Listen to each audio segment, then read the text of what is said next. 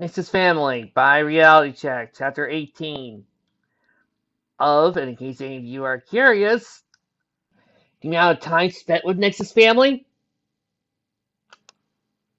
for a total of chapters so far. I feel like this the castle was in an uproar. When word arrived that his armor had been ready to tear some pony's head off, he ran into two guards who had been present up and down a rail overhead. They'd been so sloppy as to look down their guard, and had promptly demanded double the number of guards for every member of his family. The new captains of the Royal, City, and Imperial Guard had immediately granted his request, too intimidated to do otherwise. He spent the rest of the day fuming at his circumstances. Princess Cadence had been distraught. She had seen to her in-laws, sent her own physicians to make sure Twilight was unhurt after her collapse, and that the rest of them, Roller and Bright Eyes included, were unharmed. She had even gone so far as to take him in as guests, till the circumstances surrounding the assassin were sorted out. Guard had been discreet as possible, but they had thoroughly turned the pony assassin's life upside down and inside out, looking for clues or connections to a larger conspiracy. Well, look, it's not like Twilight getting assassinated is going to be something that easy, but I have a feeling it would make for a better fic. To their chagrin and their growing sense of irony, what they discovered was that their incompetence was no ordinary theorist. His name was Glowing Ember. He was a single pony who worked as a street sweeper for the city. He had no family, no friends or associates, and had a history of psychological problems dating back to the fall of Sombra that was as thick as his apartment was a mess of papers with newspaper articles, strung with clear wall tack, and a massive web showing nonsense connections between everything from equestrian princesses to the price of cabbages in the Griffin Kingdom. Glowing Ember had given medical treatment for the head-to-toe oats of live daisies he had sprouted overnight, and remaining to the consequently leaving Shining Armor aware of the increased danger of his family, even at the very time he had been pushed to the enforced idleness by the Crystal Empire law. Next day, Twilight, despite his complaints, had returned to work. So he insisted that the work had to continue, and unless Cadence mustered the entire Blinking Project team, there was no point in hiding away just one. Besides, I got balls. For some there as well, and he said that. Cadence had been forced to return to court to attend to the pageant queries that by her inquiries by the press. Leaving him at the moment a shut-in husband, he reflected grumpily and had no orders to give, nor orders to circumstances were that he couldn't be a help to any pony. Not any pony, he eventually reflected. The pony and his family still here. Nix's little friend had been sent home, to the cries of relief from his parents. Spite had gone with Twilight in the end. Must make Shiny feel marginally better. Only a fool would discount the little dragling as a protector, once his dander was up. Flick! Oh, my nose! Flick! Oh, my nose! Flick! Oh, my nose! Yeah, real safe there. Nix, however, was still here at the castle. She had been something like a second or third in importance in the delusional pony's impressive conspiracy map. Shiny grimaced. He felt like a tool. Because he wasn't in the middle of the action, was a little filly, getting over the trauma nearly being, well, bury a saving foam. But still, when she had gotten back at the palace, her little legs had been shaking. Time to get off my plot, he decided. He got up. She wasn't in Twilight's room. The last time he had looked, she had been napping there. I hope she is in the kitchen again, he thought in mild amusement, or the laundry room. Another event like that, she'll need therapy. He started to go over one of the other staff and ask them, but he paused. Here's something. Quiet. To hear a thump, like a book falling to the floor, followed by a muffled exclamation of frustration. The library of his daughter. He stood right there first. The library door was ajar. On an impulse, he crept to the door and peeked in. Nix was sitting in the middle of the floor, facing a large book lying on the carpet. She was glaring at it like it was her mortal enemy. As he watched, her horn lit up with an indigo aura, the same aura lying on the floor. Slowly, the book rose up on one side, face scrunching up. The book flipped, rose up on one end, lifted up on one corner. Philly held it there, straining for all she was worth. The book didn't rise another inch. It stayed balanced on its corner and was glued to the floor by its count. Tin count, let out her breath in an enormous puff. The book flopped down, immobile once again. She sat and looked for a second. Then her face darkened like a thundercloud. Quiet, book! She yelled. She gritted her teeth and gave the book a slid maybe 5 feet, flat to the floor again. implacable as ever. After the thunder came the rain. Nix's face scrunched up again, and tears filled her eyes. She started sobbing, her head hanging low, in an epic display of frustration. Stupid book! She snuffed, wiping her nose on her cannon. Stupid magic! Door. Hey, he said. Nick started. I'm just saying! She hastily tried to clean herself up, looking guiltily from the door to the kick on mentioned. Her kerchief. Pressed her nose gently on the kerchief. Okay, but more. Shiny wiped her nose on and put the kerchief away. Better? She scowled at the pocket holding Fan's kerchief. That! She muttered. Shiny lay down on the floor next to her. Problem, Nixie Six? He said. You saw, Nick said, accusing. My magic is stupid. I can't limit to a little book like that. Useless. Shiny regarded the book. Looking with Twilight, certainly given her a different perspective on what she was trying to British dictionary. Magic's just growing in. But he wasn't even before they turned the whole tug of war. I turned a pony into a tree. I could do something to crumple. But it was Nightmare Moon, and I know I'm bad for wanting again, but I was so strong. Be a giant scorpion and a bunch of wolves and even a hydra. I saved ponies. I protected and even defend myself. Some horrible pony tries to blow us up, and I can't do anything except bite him on the leg. Sorry, she buried it. It was another painful epiphany. She and he were going through the same thing. To be that powerful, wake up the next morning sneezing like hell. He thought back to the first time he felt helpless. Back when he had been a little older than Nyx was, as tall as mountains, and his own magic had been struggling to come in. He couldn't help himself right now, but at least he could help her. Hey, you, he said softly. Quit wiping boogers on my nice clean shirt. In spite of herself, Nyx giggled. The kerchief made a repeat appearance. Wipe your face clean. Better? I guess, Nyx said weakly. Come into the kitchen, he said, getting up. I got something I want to show you. It's your age, Shiny said, moving around the kitchen, pulling it out like my magic was just wasn't happening. Doing the spells my teachers told me to. I couldn't levitate anything. Couldn't do transformation seals or, well, anything. He started saying things out on the countertop. Well, there's this old codger of a unicorn who lived in our neighborhood. Krusty, his name was. He used to be a pie salesman. Grizzled old fellow with a mashed up face that stubbled over his chin. Always wore a squashed-looking hat and turtleneck sweater. One day, he practiced exercises I was supposed to be doing. Something with pebbles, I think. Anyway, he asked me what the problem is. I tell him my magic is so lousy, I can't even do my magic school lesson. You know what he says to me? What? He says, silly thing, homework. It's for doing stuff you need to do. Mrs. Brown, does he need to do your homework too? Shiny's arm chuckled.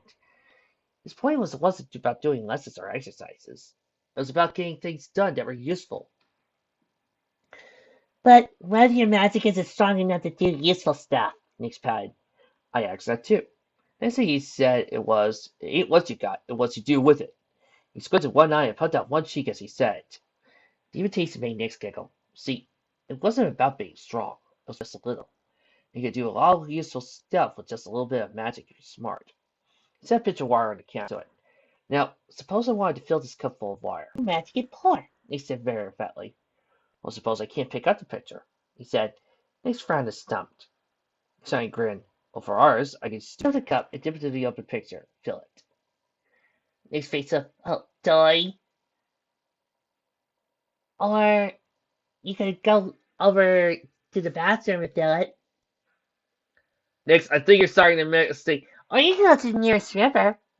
Nyx, that's not the point. Okay, Nyx, you're really missing the point of this lesson here. I'm just saying that you really lost on me, considering the fact that I can think outside the box. Shining Armor laughed. He emptied his cup and sat back down. Okay, pitcher or the cup. Nyx sighed over. This the idea lit her face. Her horn glowed. Slowly, a double form falling on the top of the pitcher. Broke free, floated over and down to the glass as the cup was nearly half full. Very good, Shiny enthused. Now try doing a steady stream. It again. Formed a pencil-thin stream that arced out of the pitcher into the cup. Arced all the way down, it was even easier. Like the water was doing most of the work itself. Oh, I get it. A siphon, she said suddenly. Exactly, Shiny said. A lot of times, once you get something going, you can keep it going with just a little push here and there. We ordered some paper napkins. Now, that's just the first thing you showed me. Okay, suppose you need something to be able to shoot fire from your horn's cool. But sometimes you just need a tiny fire to start. He went from there, showing her dozens of little tricks, tiny spells that her little bit of magic could do easily. A trick that would make a bowl of spoon rust through, a trick of folding paper, one for knotting and untying string, and if you pushed hard, rope, one for stick together, one half shot, like shuffling your hose down across a rug, only a little bit stronger. A spell to make water freeze or ice melt, or, more useful, heat up your soup or cool it down if it's too hot. A trick that jiggled locks or other simple mechanical things till they opened and unlocked or turned on. A spell that made anything else taste like soap. She was so using now Diamond TR when she got back home. One that would make a spot on the floor more slippery. You only did it or slow. But you're all nifty. The stronger you get, the faster to work, and the more you'll be able to do with them, he told her. It wasn't injured hers the most, useful in the fight. She was a fool, but she wasn't soulless. She didn't imagine for a minute that every confidence, nearly getting eaten by a hydra, was enough to learn that. A good, solid horn zap, especially in the right place, can save your plot in the fight, he said. He jabbed his horn into a pillow he threw on the floor, giving it a jolt. In fact, even a weak blow or a bunt, or a kinetic jab in the right place can drop a point right where they stand. For instance, here, he tapped the inside of Nix's knee. To her surprise, her leg seemed to fold of its own accord. It's something like that. Even with a tiny magic push, it'll drop to the ground. Here, Nix said, flexing her leg. Okay, now let's try some cooler magic stuff, Shiny said. He ran around the kitchen, filling up the sinks, to filling up several pitchers of buckets. Pick up a ball of water from the sink, as big as you can make it. There are a few fumbles and spills, most of it sloshing away. A crinkly ball of water about the size of orange rose from the sink Shining Armor had plugged and filled. Next, an exercise you could do. Shining Armor nodded. Making globes of water only build up your magic muscle. Okay. Nix looked at him in uncertainty. Really? Inside the kitchen. Tell Fizz to drain its force. Go ahead, fire away. He reaches his intended target, splattering and spilling down a circular force field. That's how you practice your shields, he said. Pelting each other's force fields with water is safe, easy to clean up, and it builds up your skills with shielding and with launching attacks. Here, now you try blocking me. I hate the fact that this is one of the few. You see, that's the thing, isn't it? With the chapters are a constant barrage of stupidity, of badness. Even when it came to Spider-Man and that feck that shall not go name, there was a constant barrage of stupidity that continued to piss me off. Here, there are really showed that there's some thought, some inspiration, and that to me is more annoying.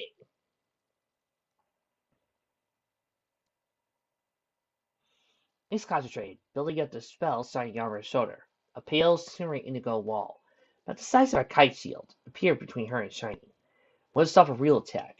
Anything much more than a softly lobbed baseball would punch through. But it would stop a few ounces of water easily. Okay, The great size stole of wire hair between the eyes. She sputtered and shook the wire out of her face. What? Another blob of water just her. I wasn't ready, she scowled. Right, sorry, Shiny said. I'll give you a second to warm up. Expressed her face for a second, horn glowing. Okay, I think I'm... Splish. Water dripped from her mane. Oh, come on, Shiny teased, lowering his own shield. Now, when a bad guy stand there and let you warm up, now what you need to do is... Swoosh! Love of water hit him square in the face. He shook his stretched mane out of his face. Nick stood there with an instant look on her face. Another slightly larger drop of wire, hovering at it. He smirked. Oh, so it's gonna be like... Swoosh! The second I see water ball from him from behind. He stood there, dripping. She stood there, smirking, her water glove still ready, seal still up. Terrible froze for just a moment. Oh, it's on now, Shiny said, grabbing another wiry projectile. Nick squealed, tossing a water ball right for it. Gotcha! It's me! Ha! Forth across the kitchen, splashing, shouting, and a hoot of laughter filled the air as anything moving, and nearly everything was splattered by flying tap wire. And, to Shiny's unspoken satisfaction, he noted that as the fight raged on and Nix let go of her anxiety, she began lifting and larger water balls. In a few minutes, she had half a dozen great orange-sized watery globes orbiting her. Her shield was pretty good, too, getting stronger as she catching most, but not quite all, of the liquid flung her way. Her aim might have improved too if they hadn't been laughing so hard. All good things must come to an end, or at least a transition. Neither of them had any warning when Kansas came walking in. It's too late. They both leaped and volleyed from opposite sides of the kitchen. Shiny, Nix, I came down from court for lunch and sploosh, splash, spat, blorsh, sploosh, splush. Everyone froze in very state of shock. The two miscreants stared slack-jawed as the princess of the Crystal Empire, Alcor of Love, great grandniece of the diarchy of Princess Mia Mori Cadenza, stood there, dressed from head to toe, dripping from her kitchen floor. There was no hesitation. Whose point? She started in! He shouted to transparent on the main. Shiny was a white stallion. Retreat! The two of them bolted. Come back here, you!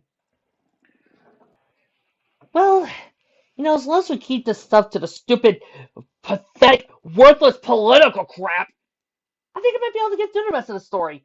I mean, one of the most worthless, pointless, useless, stupid, pathetic dragon characters in all of pony history, I should be fine. Your roller to find lost historical truth. Tiny Gazette. Crystal Princess orders royal expedition to find lost tomb of founders. Good neighbor news. Quest for historical treasure begun. Wendy Weekly. Lost treasure of Crystal Empire. Hunt begins for hidden treasure. Somber swarming kingdom. Daily steeplechase. Earth party treasure. Daily hits and post. The secret treasure of King Sombra. Equestrian Inquirer. It was a long, circassian delivery route. The packets had quested across 3 rivers, a frozen tundra, countless rickety rope bridges over bottomless canyons, an up-doggy trail winding up the side of one brutal, lifeless mountain. The final leg of the journey was not carried by any pony. It was raised to the charred stump of a blasted mountaintop by way of a miles-long rope and pulley system built centuries ago. From there, the basket that contained it would be carried aloft in a massive, stone-hard claws of molten caldera, where magma seeped and bubbled and sulphurous lakes boiled, conveyed, and many bowing and scraping, to many caves that dotted the inside of the walls of a massive bowl of rock ash, the home of Tirnog, the great red dragon, the fierce master of full 7 of a dragon flight. That's an orc name! No self-respecting dragon would be called Tirnog! Reality check, go back and start rereading your dragon name book. Or better yet, give me a sec. I'll give you better names for dragons than Tirnog. God. To start off with, how about some critical role names? Thordak, Rhysod, Umbrasil, Vorgel, Brimscythe. And moving on from that, Dragonfleckerial, Melicarial,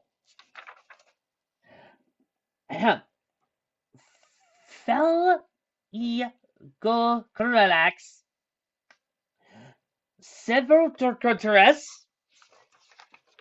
I got a few more here. Oh, that's green dragons, I'm sorry. Raze, Scorch, Fiucapiero, Caferia. See? I didn't even need to do that long. Of course, we need to remind you, those of you out there in the audience, that Blessed Bringer does, in fact, keep a copy of the Dragonomicon close to his bed into the studio for D&D needs. Yeah, I do.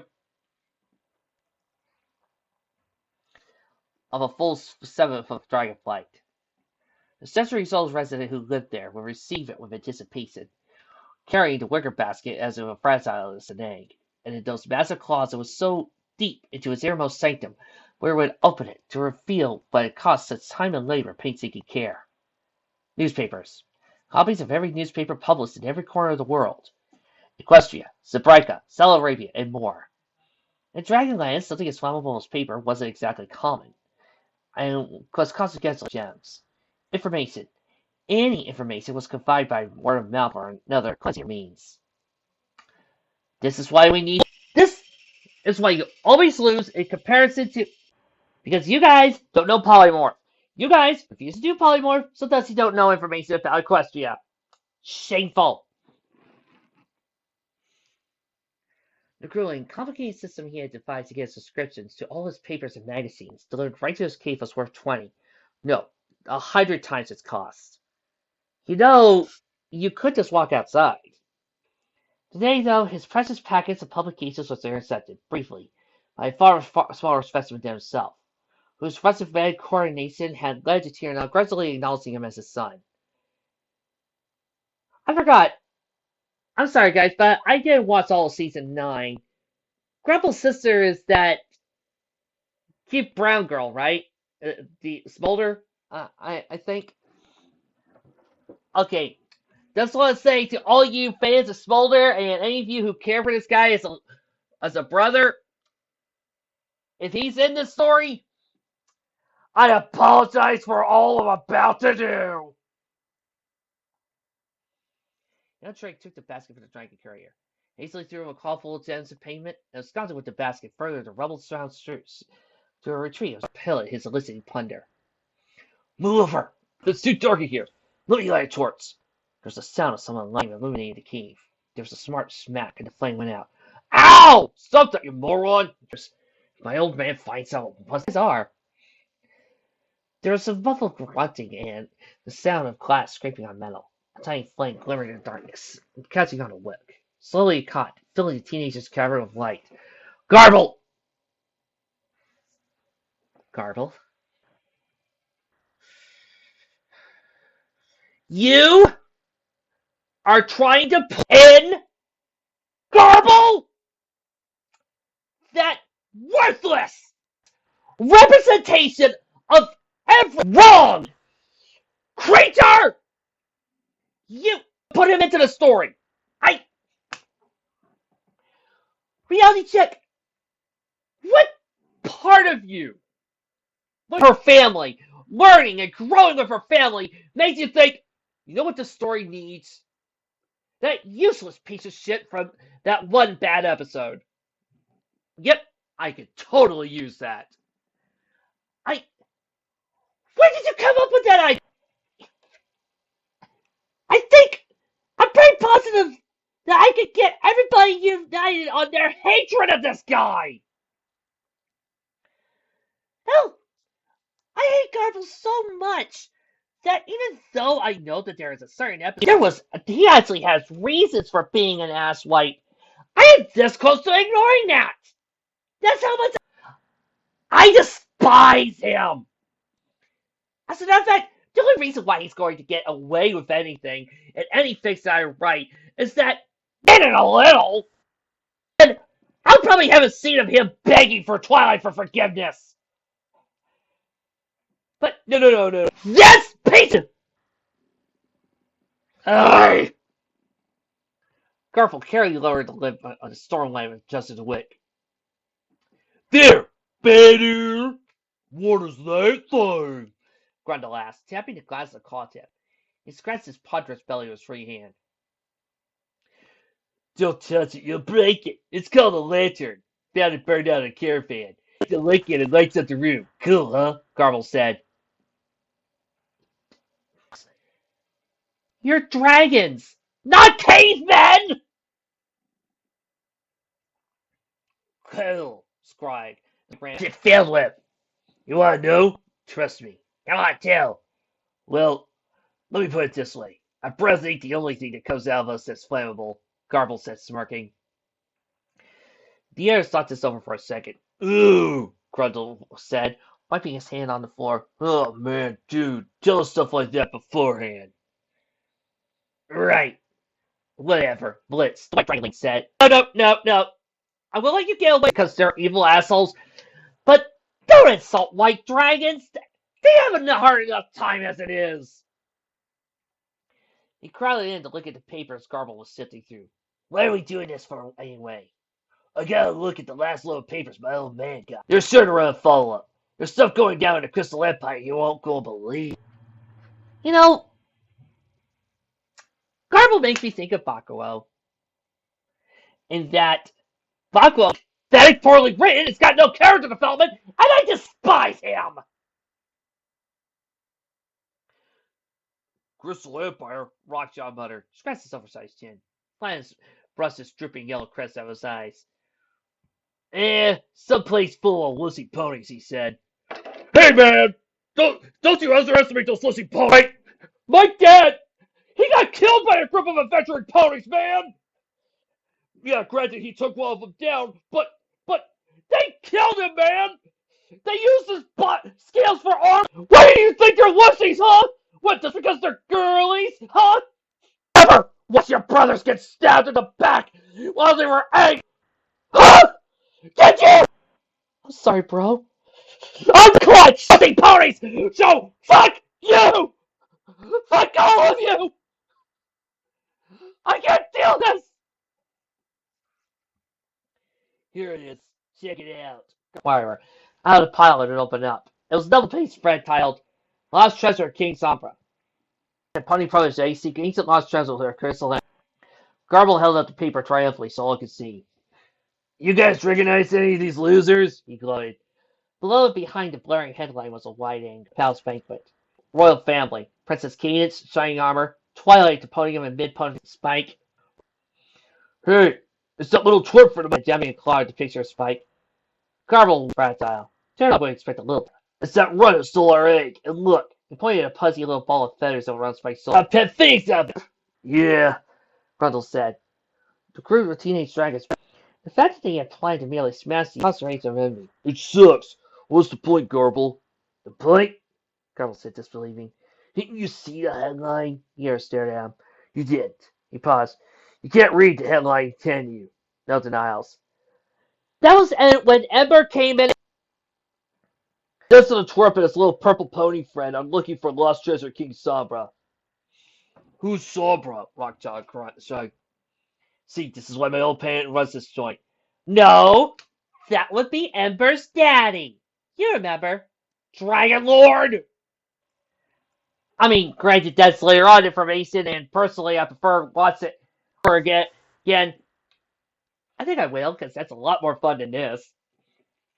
But, Ember, pay attention. He knows stuff. Sombra was some wizard 1,000 years ago who ruled this Crystal Empire place. He was so hardcore he even threw his way around. He took on the old Dragon Queen, fought all his horde, not just some of it, the whole stinking horde. As he took off. You're a religious man, the great dragon ever owned. Not just gold, enchanted weapons, magic tones, fire crystals, moonstones, name it. I'm surprised Sombra took all that, since anybody with a brain would use those enchanted weapons. Just saying. Any dragon with a horde like that would rule the Dragonlands. You think that problem? You try taking that type of horde, other dragons will fight you for it. Chromatics are not nice. Where else could it be? Grundle said. Glenda's eyes turned hard as he looked down at the picture.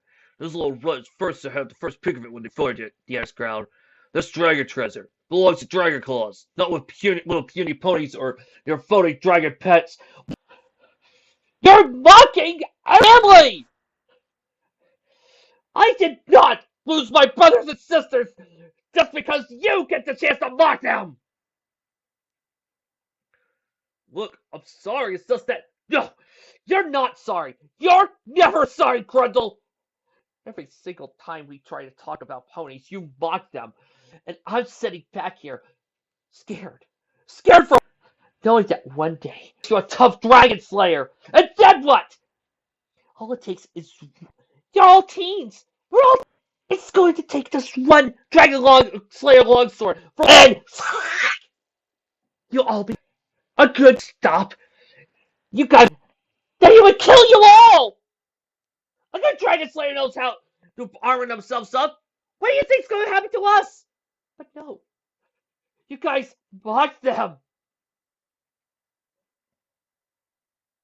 Really weak at this, Garble said honestly. So dare take back what's rightfully ours. Can I just say I have to laugh at the idea that there's an episode of Shadow Play where Rainbow Dash throws a rock at Garble with his tail between his legs. Scared like the little coward he is! I love it! There's a fucking guy who runs away! Like a little coward!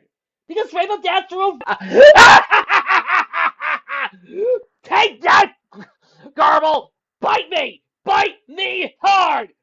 Because you're a pathetic little weirdling! Ha! Rainbow Dash threw a rock at you and you ran. I'm surprised there wasn't a little yellow idea. Ha! You're a little fucking coward, you little pansy! Why do some of these people think Garble deserves this? He doesn't deserve to be put in here. He deserves to be mocked. Hell, I know of a few other stories where Garble gets his ass whooped. Go there, take back those hours.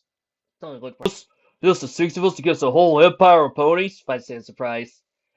Garble sneered. Oh no. Flapping his hands on his wrist. Whatever shall we do? We run! We fucking run! Garble, you are a fool! Think about it. What's a dragon like you going to do against a wizard? Well, I'm partly resistant to magic. Partly! But they run out. Pretty soon, that little wizard is gonna strike you down with a flame strike. Ha! That's holy fire. Do you know what's going to happen when a dragon like you meets up with holy fire, Garble? Huh? Mister, I have a big dick. You die. You die! You fucking die! Why? Why can't any of you see that? Why? Why am I the only one who realizes this?